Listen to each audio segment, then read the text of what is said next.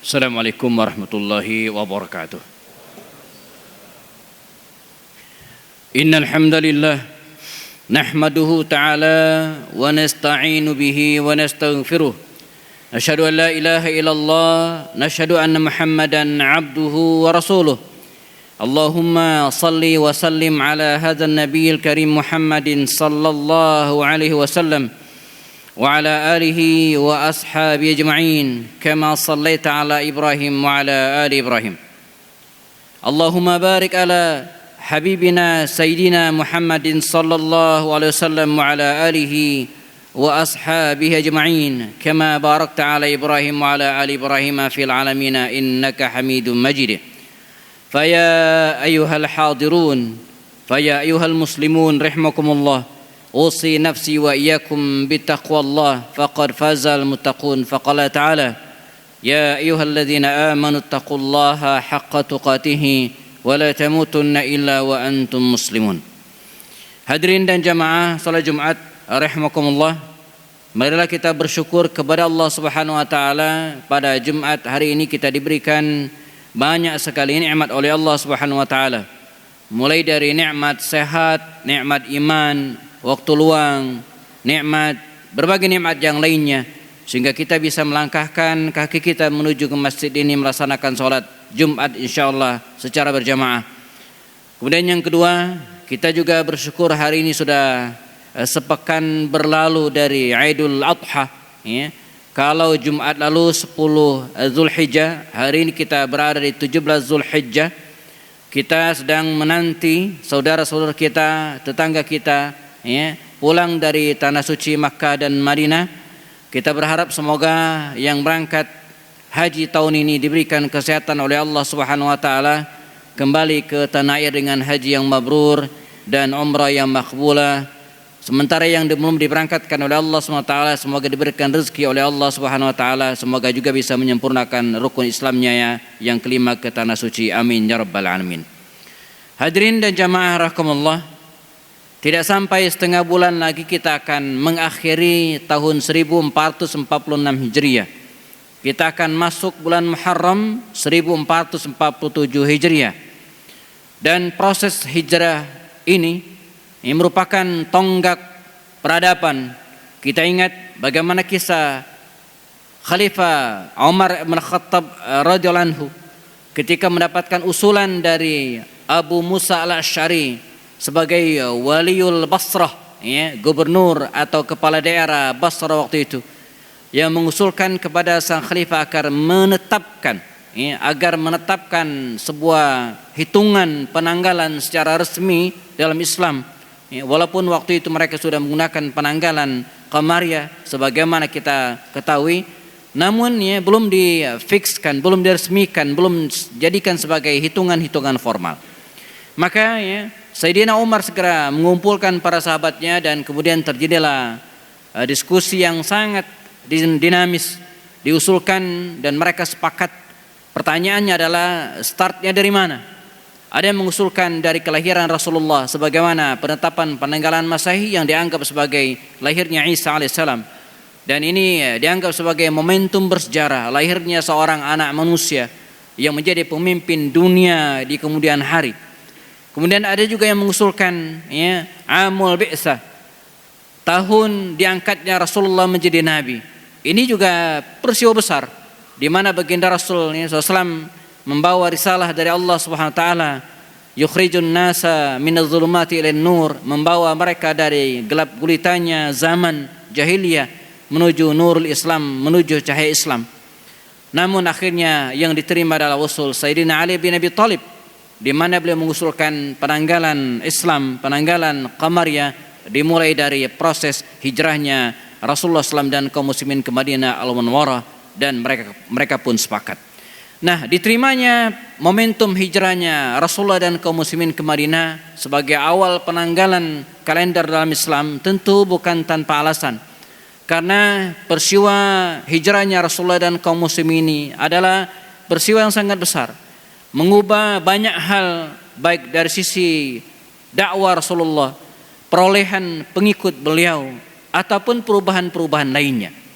Nah, mungkin yang menarik untuk kita ambil inspirasi adalah apa yang kemudian dilakukan oleh baginda Rasul SAW ketika beliau berada di Madinah Al-Munawwarah. Program-program apa saja, langkah-langkah positif apa saja yang dilakukan oleh baginda Rasul SAW, sehingga hanya dalam kurun waktu 10 tahun jamaah, ya, kalau dalam pemerintahan hari ini hanya dalam kurun waktu 2 periode masa pemerintahan, Rasulullah bisa menancapkan, ya, tonggak peradaban Islam yang di kemudian hari menguasai lebih dari 2/3 dunia ini dan menjadi suluh bagi alam dengan berbagai ilmu, dengan berbagai kemajuan peradaban yang masih kita rasakan sampai hari ini. Nah, paling tidak ada beberapa langkah konkret Rasulullah yang bisa menjadi inspirasi kita hari ini.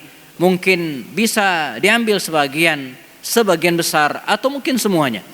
Pertama, ya, Rasulullah SAW memulai dari membangun spiritualitas umat Islam, ya, baik fisik maupun non fisik. Dan fisiknya dengan cara membangun masjid, dimulai dari Masjid Quba yang sampai hari ini masih ada di Quba, di lembah Quba. Lalu kemudian sekitar 4-5 hari kemudian Nabi hijrah ke pusat kota Madinah dan kemudian mendirikan Masjid An-Nabawi yang kemudian kita kenal hari ini. Rasulullah memulai langkah pembangunan negeri hijrah ini dengan membangun masjid. Masjid bukan hanya sebagai tempat sholat berjamaah, tapi juga dijadikan oleh baginda Rasul sebagai Islamic Center, sebagai pusat kegiatan umat. Di masjidlah beliau yang menyampaikan wahyu dari Allah Subhanahu wa taala. Di masjidlah beliau mendidik umatnya, mendidik masyarakat, membesarkan generasi, ya. Di masjidlah bahkan beliau menggelar beberapa rapat, bahkan rapat-rapat militer. Rapat jelang perang Uhud digelar di teras Masjid An-Nabawi bagian utara. Rapat menjelang persiapan perang Khandaq juga dilaksanakan di Masjid An-Nabawi di tempat yang sama, dan berbagai rapat-rapat besar lainnya dilaksanakan di sekitar atau di Masjid An-Nabawi. Dan di Masjid An-Nabawi juga jamaah ya, dijadikan sebagai malqa, tempat pertemuan para sahabat, di mana mereka jika ingin ketemu tidak di rumah, tidak di kafe, tidak di enggak, tapi di masjid. Di mana kita ketemu di masjid, ketemuan di masjid. Pendek kata, baik di masa Rasulullah maupun di masa Al-Khulafaur Rasyidun khususnya, masjid betul-betul dimaksimalkan fungsinya, bukan hanya sebagai tempat sholat berjamaah. Nah, ini juga seharusnya menjadi inspirasi kita hari ini jamaah. Alhamdulillah, masjid kita Masjid Al-Hidayah secara binaya, secara physically ya hampir selesai dibangun, sudah 2 lantai dengan beberapa fasilitas yang luar biasa. Seharusnya dan insya Allah mestinya kita tidak hanya fungsikan sebagai tempat sholat saja, tapi juga kita jadikan sebagai Islamic Center, kita jadikan sebagai pusat kegiatan kajian, sebagai pusat kegiatan telaah kitab, telaah ilmu, tempat anak-anak belajar mengaji, tempat anak-anak mengembangkan kreativitasnya, tempat pertemuan-pertemuan baik bagi orang tua, ibu-ibu maupun anak-anak. Ini teladan pertama program Rasulullah SAW. Kemudian yang kedua jamaah, selain membangun kekuatan spiritualitas ya, dan ibadah umat Islam, beliau tentu saja ya, membangun kekuatan sosial.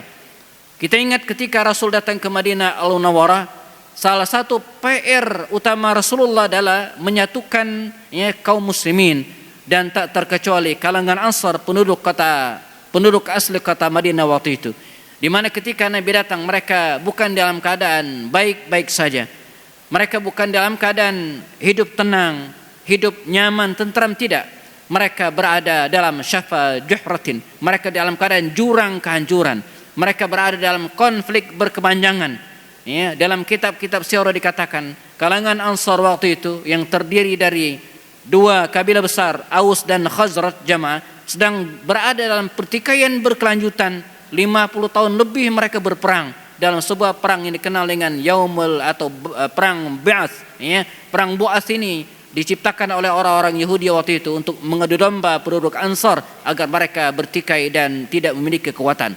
Nah, ketika Rasulullah datang, Nabi bukan hanya mendamaikan 2 kabilah Madinah ini dan kemudian mengislahkan mereka dalam ikatan ukhuwah Islamnya, Nabi juga berhasil mengikatkan persaudaraan dengan muhajirin yang datang dari Mekah dan sekitarnya, sehingga dalam kurun waktu kurang dari setahun, ya, mereka yang tadi bertikai, mereka yang tadi berselisih, mereka yang datang dari negeri yang bukan dari Madinah bisa diikatkan oleh Rasulullah dalam ikatan ukhuwah Islamiyah yang bahkan di tahun pertama tersebut sempat membuat cemburu orang-orang Yahudi. Ya, seorang Yahudi dari Bani Qainqa dengan kecemburuan yang besar, dia melihat kekompakan kaum muslimin yang ketawa bersama, yang bercanda bersama, yang duduk bersama. Bahkan dikisahkan Yahudi Syas bin Qais ini sempat mengadu domba kaum muslimin, sehingga Allah pun menurunkan firman-Nya dalam surat Ali Imran, wa'tasimu bihablillahi jami'an wa la tafarraqu. Kata Allah SWT, wahai kaum muslimin, berpegang teguhlah kalian kepada tali Allah dan janganlah berpecah belah. Kemudian program yang ketiga yang dilakukan oleh baginda Rasul SAW adalah tentu saja, ya, mengembangkan dan membangun kekuatan ekonomi umat pada waktu itu. Kita tahu ketika Nabi datang ke Madinah Al-Munawwarah setelah melakukan survei dan diamati oleh Rasulullah dan para sahabat, nyata sekali bahwa Madinah waktu itu secara ekonomi dikendalikan oleh orang-orang Yahudi, khususnya Yahudi Bani Qainuqa. Mereka punya pasar besar di arah utara Masjid Nabawi yang dibangun oleh baginda Rasul. Mereka yang menentukan harga sembako, mereka yang menentukan harga bahan makanan pokok dan menguasai ekonomi waktu itu. Dan alhamdulillah Rasulullah, ya, dari Makkah Al-Mukarram membawa para pedagang yang sukses, para jawara ekonomi, ya, mereka pejuang-pejuang ekonomi adalah Abu Bakar Siddiq, adalah Utsman bin Affan, Abdurrahman bin Auf, Talha bin Ubaidillah. Inilah pedagang-pedagang kelas kakap yang sejak kecil mereka sudah terbiasa berbisnis bahkan sampai ke negeri jauh Syam dan Yaman. Dan orang-orang inilah yang kemudian dikerahkan oleh baginda Rasulullah SAW untuk masuk ke pasar Yahudi dengan mendirikan kios-kios yang kemudian terjadi bentrok dengan mereka, sampai dikisahkan salah satu kios Rasulullah itu diputuskan tali tendanya sehingga sempat roboh. Maka Nabi memerintahkan kepada para sahabat untuk menggeser pasarnya ke arah barat Masjid Nabawi, memanjang dari Masjid Ghamamah sampai Saqifah Bani Sa'idah, dan dirikanlah pasar di sini yang dikenal dengan Suqul Manakha, pasar Al-Manakha. Karena itu kalau kita datang ke Masjid Nabawi hari ini jamaah, datanglah ke Masjid Ghamamah sebelah barat Masjid Nabawi bagian utara, bagian selatan. Di situ kita akan melihat ada papan terpampang dan bertuliskan Suqul Manakha. Di sinilah dulu Rasulullah membangun pasar pada tahun-tahun pertama dan mempersilakan kaum muslimin untuk berdagang di sini tanpa dipungut sepeser pun uang pada kali itu. Maka dengan waktu singkat, ya, kurang dari setahun, ekonomi Madinah yang berada dalam kekuasaan orang Yahudi tadi kemudian jatuh ke tangan kaum muslimin. Nah, ini juga harus menjadi inspirasi kita jemaah, bahwa negeri kita yang gemah ripah loh Cinawi, negeri kita yang kaya raya ini, kaya dari sisi SDM-nya, lebih dari 271 juta penduduk Indonesia, sebuah kekayaan yang sangat besar. Demikian juga dengan kekayaan alamnya yang berlimpah ruah. Kita nanam apapun insya Allah tumbuh. Alam kita, ya, menyajikan banyak sekali sumber yang tidak habis-habisnya, ya. Ini juga harus kita kelola dengan baik, dikelola oleh para pengusaha-pengusaha muslim, sehingga negara kita bisa maju secara ekonomi dan juga bermanfaat bagi umat.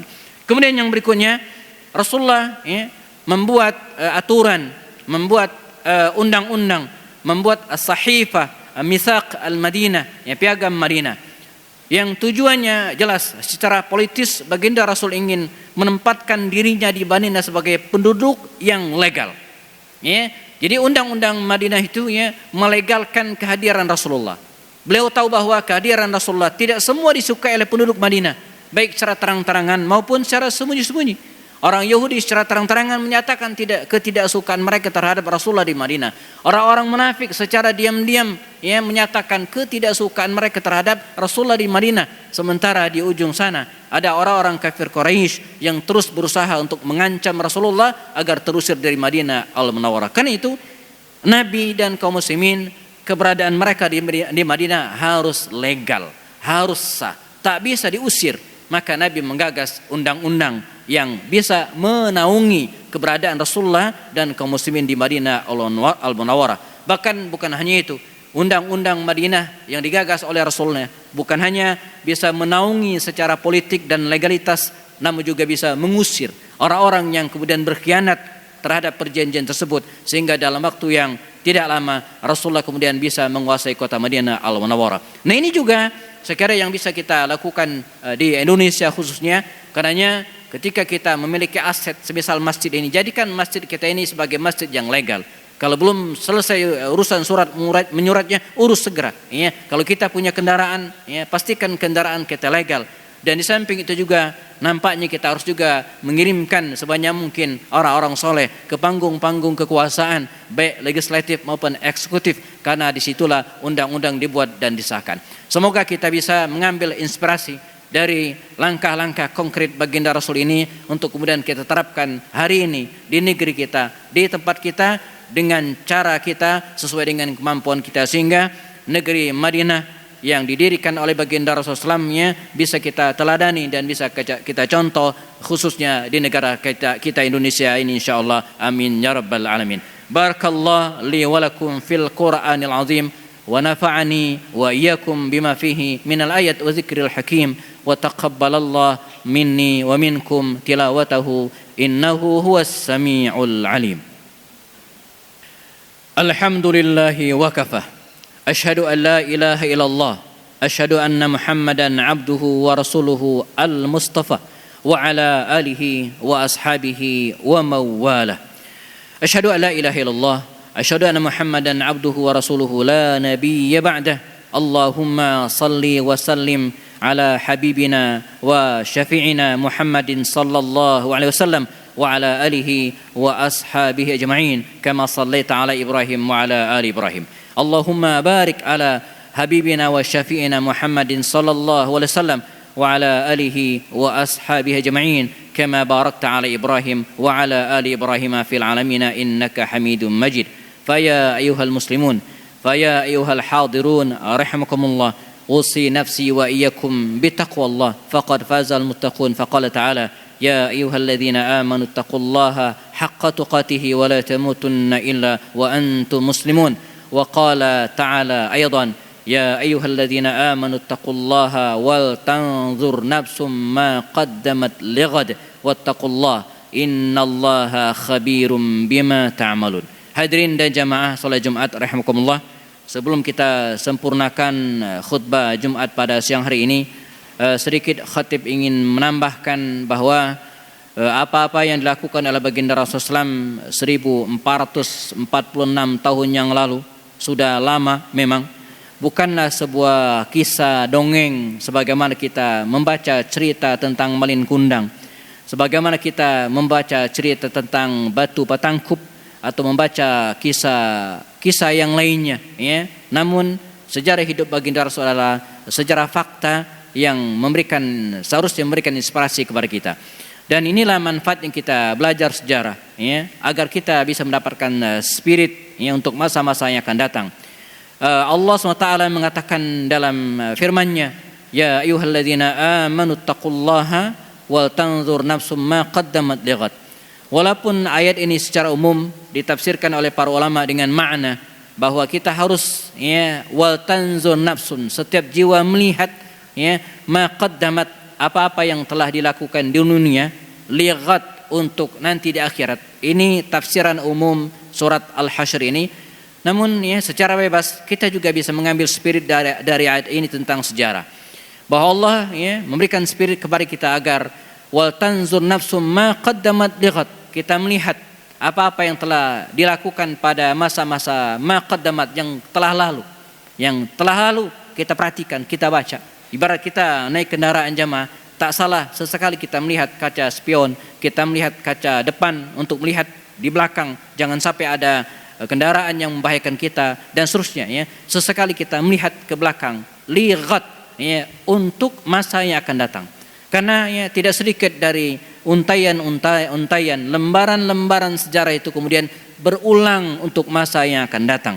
Kalaulah di zaman Nabi Musa kita menemukan Firaun, maka di zaman Rasulullah juga ada Firaunnya. Firaun hadhil ummah, kata Rasul, inilah Firaun umat ini, yaitu Abu Jahal.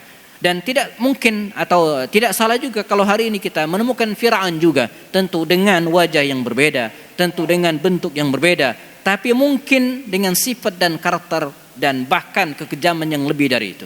Kalau di zaman Nabi Musa kita menemukan ada Qarun yang pelitnya luar biasa dan mengaku bahwa segala jerih upayanya dilakukan sendiri tanpa bantuan Allah, di zaman Rasulullah kita juga menemukan kisah-kisah yang sama, bahkan hari ini juga demikian.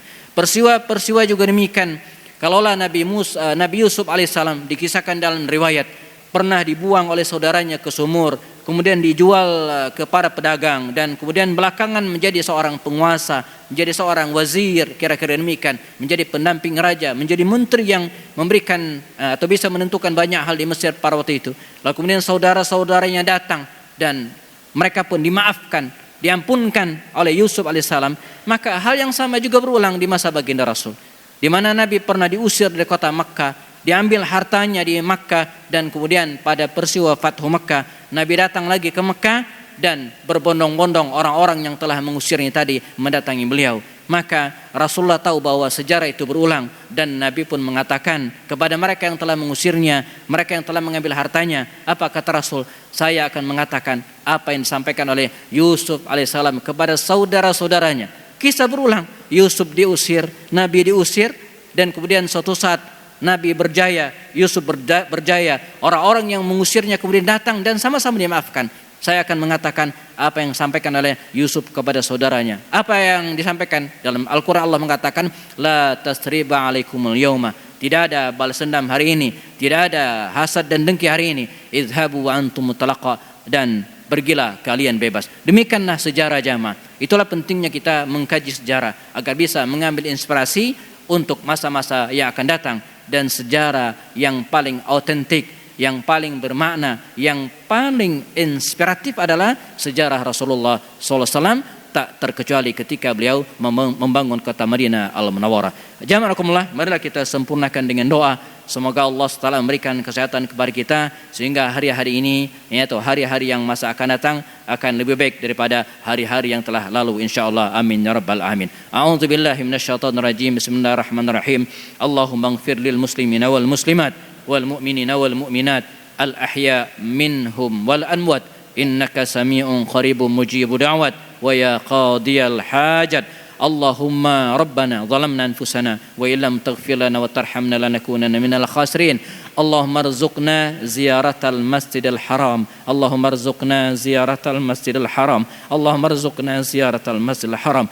Allahumma a'izzal islam wal muslimin wa ahlikil kafarata wal musyrikin wa ahlik a'da'aka a'da'ad-din. Allahumma ansur ikhwanana al-muslimin al-mujahidin al-mustad'afina fi Palestin. Allahumma ansur ikhwanana al-muslimin al-mujahidin al-mustad'afina fi Palestin. Allahumma ansurhum nasran azizan qariban ya rabbal alamin. Allahumma anqidhil masjid al-aqsa min al-yahudi was-suhyuni wal-kuffar. Allahumma arzuqna salata fihi qabla al-mamati muharririna ya rabbal alamin. Allahumma sallimna wa sallim ummata Muhammadin sallallahu alaihi wasallam. Rabbana atina fid dunya hasanah wa fil akhirati hasanah wa qina azaban nar. Ibadallah, innallaha ya'muru bil adli wal ihsan wa ita'idil qurba wa yanha 'anil fakhsha wal munkar wal baghi la'allakum tadhakkarun.